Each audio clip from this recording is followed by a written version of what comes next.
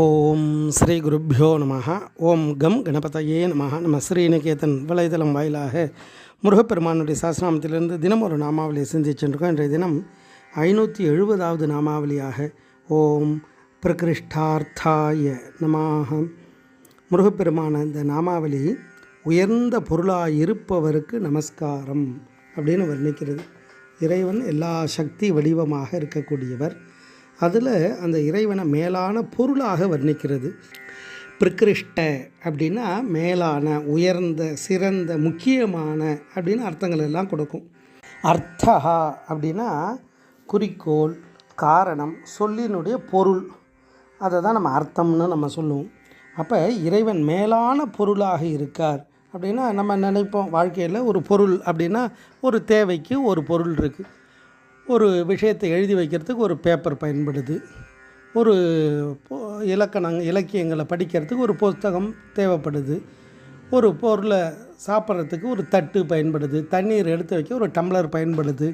இப்படி எல்லாமே பொருள்னு சொல்கிறோமே. அப்போ இறைவன் அந்த பொருளாக இருக்காரா அப்படின்னா நமக்கு என்னெல்லாம் வேண்டுமோ அந்த வடிவமாக, அந்த ஸ்வரூபமாக இறைவனே அருள் புரிகிறார். அதனால தான் இறைவன் அத்தனை வடிவம் எடுக்கிறார். அதனால தான் ஆறுமுகமான பொருள் நீ அருளல் வேண்டும் அப்படின்னுவார். இறைவனை வர்ணிக்கும்பொழுது பொருளாக பாவிக்கிறார். நமக்கு என்னெல்லாம் வேணுமோ எல்லா வடிவத்திலும் தூணிடும் துரும்பிடும் அணுவுக்கு அணுவாக இறைவன் இருக்காருன்னு சொன்னோம். அப்போ நம்ம எவ்வளோ பொருளை நம்ம பயன்படுத்துகிறோம் அந்த பொருள்னு ஒரு அர்த்தம். அந்த பொருள் எல்லாம் சில காலம் இருக்கக்கூடிய பொருள் தான். அப்போ அதுக்கு மேலான பொருள் ஏதாவது உண்டா அப்படின்னா அதுதான் குறிக்கோள். ஒவ்வொரு உயிரும் அடையக்கூடிய மேலான நிலை, முக்தின்னு சொல்கிறோம் இல்லையா, அந்த பாக்கியத்தை கொடுக்கக்கூடிய பொருளாக இறைவன் இருக்கார். அருணகிரிநாத சுவாமிகள் அழகாக வர்ணிப்பார் முருகனை. ஏறுமயில் ஏறி விளையாடும் முகம் ஒன்று, ஈஷருடன் ஞானமொழி பேசும் முகம் ஒன்று, கூறும் அடியார்கள் வினை தீர்த்த முகம் ஒன்று, குன்றுருவ வேல்வாங்கி நின்ற முகம் ஒன்று, மாறுபடு சூரரை வதைத்த முகம் ஒன்று, வள்ளியை மனம் புணர வந்த முகம் ஒன்று, ஆறுமுகமான பொருள் நீ அருளல் வேண்டும், ஆதி அருணாச்சலம் அமர்ந்த பெருமாளே அப்படின்னு வர்ணிப்பார். இதில் எல்லாமும் ஒன்று ஒரு காரணத்திற்காக இறைவன் ஒரு முகத்தோடு வெளிப்படுறார். ஆறுமுகமாக இருக்கார் அப்படின்னா அந்த ஆறு முகத்துக்கும் ஒவ்வொரு பொருள் இருக்குது. அதை தான் நமக்கு கந்தர் கலிவெண்பா, திருமுருகாற்றுப்படை இதிலெல்லாம் இறைவனுடைய அந்த முகங்கள் எல்லாம் என்ன செய்கிறது, எதற்காக இந்தந்த முகத்தை கொண்டு இறைவன் வெளிப்பட்டார் அப்படின்றதெல்லாம் அழகாக வர்ணிப்பார்.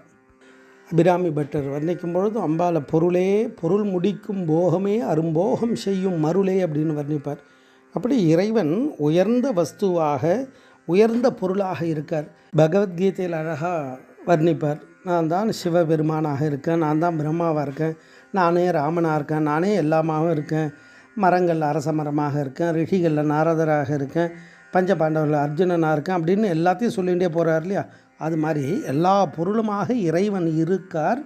அந்த இறை தத்துவம் நமக்கு என்ன உயர்கதியை அழைத்து செல்லக்கூடிய உயர்ந்த பொருளாக, உயர்ந்த தத்துவமாக, உயர்ந்த குறிக்கோள் உடையதாக இறைவனே இருக்கார் அப்படின்றதான் இதனுடைய நாமத்துடைய தத்துவம். ஓம் பிரகிருஷ்டார்த்தாய நமாக. ஸ்ரீ குருப்பியோ நமः. ஓம் சும் சுப்பிரமணியாய நமः.